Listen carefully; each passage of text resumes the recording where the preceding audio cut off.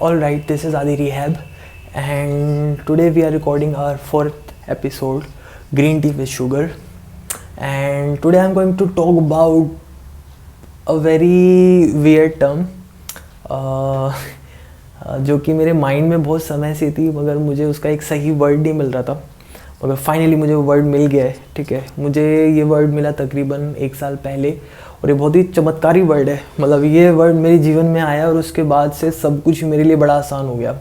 मतलब पेशेंट को ठीक करना, पेशेंट को अलाइन करना, एंड नॉट जस्ट दैट, मेरे खुद के ट्रीटमेंट को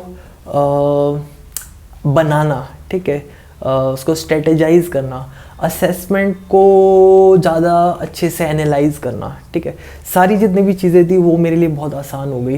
and I am very sure जो भी अगर आप पेशेंट हैं और ख़ुद को ठीक करना चाहते हैं, या फिर अगर आप एक प्रोफेशनल है मेरी तरह, और अगर आपको भी ये नहीं पता चल रहा है कि कहाँ से शुरू करूँ, ठीक है, मतलब वो क्या है, मतलब किसको स्ट्रेच करूँ, किसको मोबाइल करूँ, क्या करूँ, तो आई थिंक ये वाली टर्म बहुत ज़्यादा सिग्निफिकेंट है उस पर्सपेक्टिव से.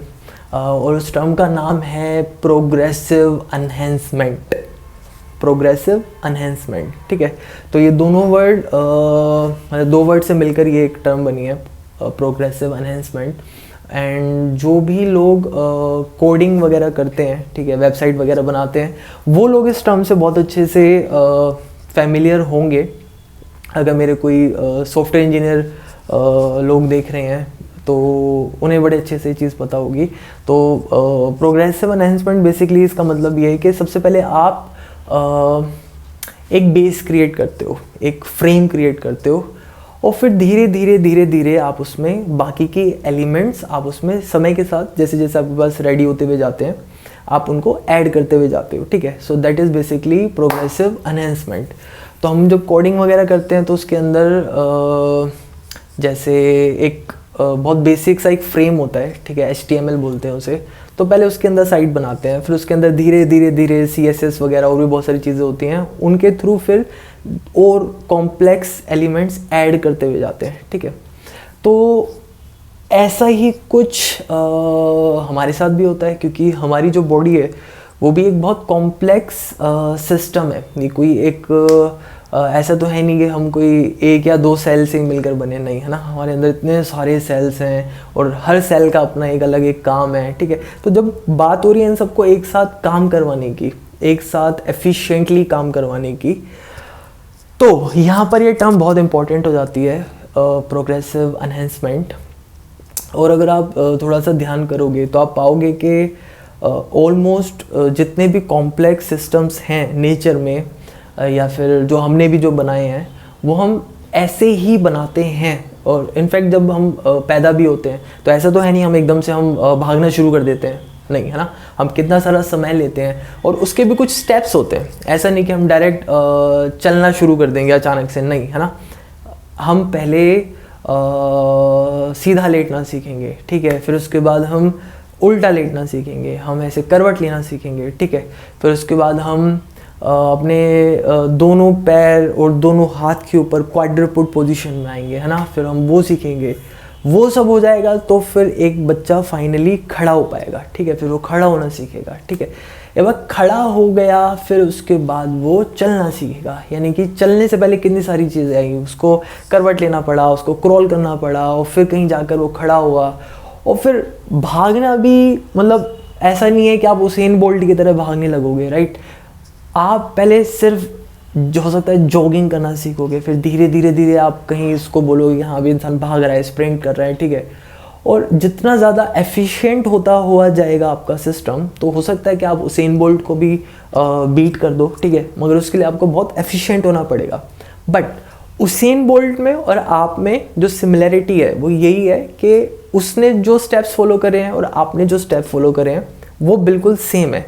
And this is progressive enhancement. ठीक, अब इतना हमें क्लियर है कि हम बेस से शुरू करते हैं और धीरे धीरे धीरे कॉम्प्लेक्सिटी हम ऐड करते हुए जाते हैं. ठीक है, तो ये चीज़ हमारे कहाँ काम आ सकती है. आई थिंक अब आप इसको हर जगह यूज़ कर सकते हो. ठीक है, अब कभी भी आपके पास कोई पेशेंट आ रहा है या खुद हो, ठीक है, so just have this awareness कि अभी इस समय आप कहाँ पर स्टैंड करते हो, अभी आपका स्टेटस क्या है, मैं आपको क्या ग्रेड दूँ, और उसके बेस पर फिर मैं इस चीज़ को आइडेंटिफाई कर सकता हूँ कि मैं अब किन उन चीज़ों के ऊपर फोकस करूं जो कि मुझे सबसे पहले लानी है। सबसे पहले इस सिस्टम के अंदर ये चीज़ जो बेस है वो होना ज़रूरी है। अगर ये नहीं होगा तो मैं और बाकी चीज़ें ऐड नहीं कर पाऊंगा। अब लेट सपोज मेरे पास कोई पेशेंट आ रहा है और वो कह रहा है मेरा ये वाला कंधा ऊपर है, मुझे ये सीधा करके दो, ठीक है, या फिर वो जस्ट कह रहा है कि मुझे यहाँ पर पेन है, मेरा शोल्डर ऊपर उठ नहीं पाता, ठीक है, समथिंग लाइक दैट। एंड अब मैं, ऐसा तो है नहीं मैं सीधा यहाँ पे कुछ जादू करूँ उसको सीधा कर दूँ, नहीं, ठीक है, लोगों को हालांकि जादू लगता है, लेकिन क्यों ये जादू नहीं है, ठीक है, और क्या है उसके पीछे की जो साइंस, वो यही है, प्रोग्रेसिव एनहेंसमेंट, ठीक है। तो मैं क्या आइडेंटिफाई करूँगा कि भाई इसको, इससे पहले कि मैं इसे सीधा करूँ, ठीक है, ये जॉइंट किन और जॉइंट के साथ कनेक्टेड है, ठीक है, ये कौन से ऐसे सिस्टम्स हैं जो कि ज़्यादा प्राइमिटिव है, ज़्यादा पुराने हैं, ज़्यादा सिंपलर हैं, ज़्यादा बेसिक हैं, मैं उस वाले सिस्टम के ऊपर ध्यान दूंगा, यानी कि उसकी ब्रीदिंग, ठीक है। तो आई विल पे अटेंशन कि वो ब्रीथ कैसे कर रहा है, उसका रिब केज की पोजीशन कहाँ पर है, उसका रिब केज कैसा मूव कर पा रहा है, क्या उसका रिब केज रोटेट कर पा रहा है, क्या उसका रिब केज साइड बेंड कर पा रहा है दोनों तरफ, क्या उसका रिब केज जब वो इनहेल कर रहा है तो क्या एक्सपेंड कर पा रहा है, जब वो एक्सहेल कर रहा है तो क्या वापस से उसका रिब केज कंस्ट्रिक्ट हो पा रहा है, ये जो एक्सपेंशन है और वापस से अपनी पोजीशन में आना है, क्या ये हो पा रहा है इसका रिब केज का, वो भी हर डायरेक्शन से। अगर ये चीज़ पॉसिबल नहीं है उसके रिब केज में, तो मैं उसके इस शोल्डर को जो वो कंप्लेन लेकर आया है, या हो सकता है एस्थेटिकल रीज़न से वो कह रहा है कि नहीं मेरे को ये बराबर करके दो, मैं ये बराबर नहीं कर पाऊँगा। It's that simple. तो मुझे बहुत बेसिक, यानी कि ये जो है, ये जो सांस लेना छोड़ना, ये जो है, मुझे इसको बेटर करना पड़ेगा।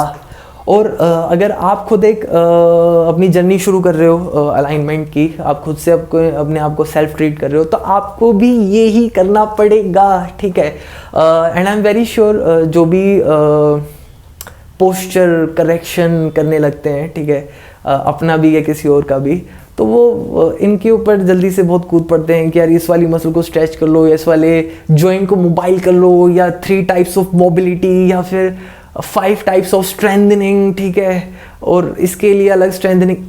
नहीं, वो सब कॉम्प्लेक्स चीज़ें हैं, वो सब भी ऐसा नहीं कि वो काम की नहीं है, ठीक है, वो भी काम की हैं, लेकिन उनका काम तब है जब आपका बेस होगा।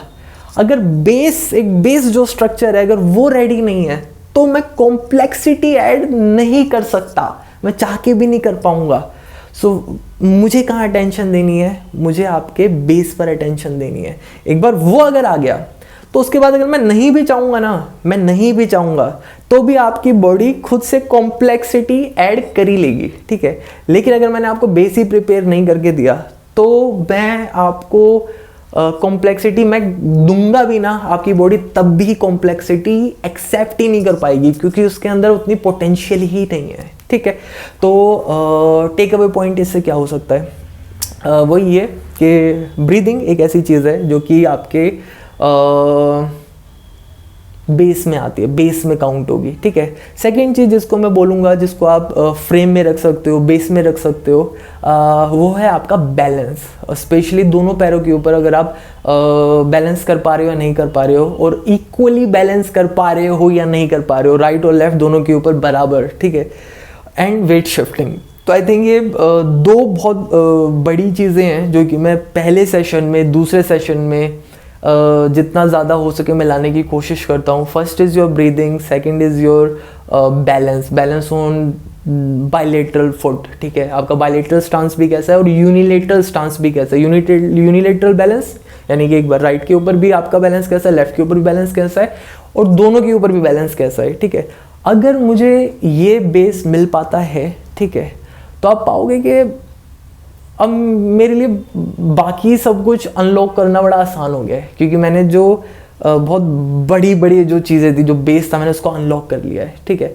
So this is the key, progressive enhancement, ठीक है. And in the next episode I will talk about कैसे ये जो प्रोग्रेसिव एनहेंसमेंट है इसकी वजह से हम हमारा ट्रीटमेंट प्लान कर सकते हैं, इसकी वजह से हम हमारा असेसमेंट प्लान कर सकते हैं, ठीक है. इनफैक्ट हम बहुत सारी चीज़ें प्रेडिक्ट भी कर सकते हैं, ठीक है. सो लेट्स सी, ठीक है. वो हम अगले एपिसोड में देखेंगे, ठीक है. एक और आपको नई टर्म के साथ मैं इंट्रोड्यूस करूँगा, ठीक है. एंड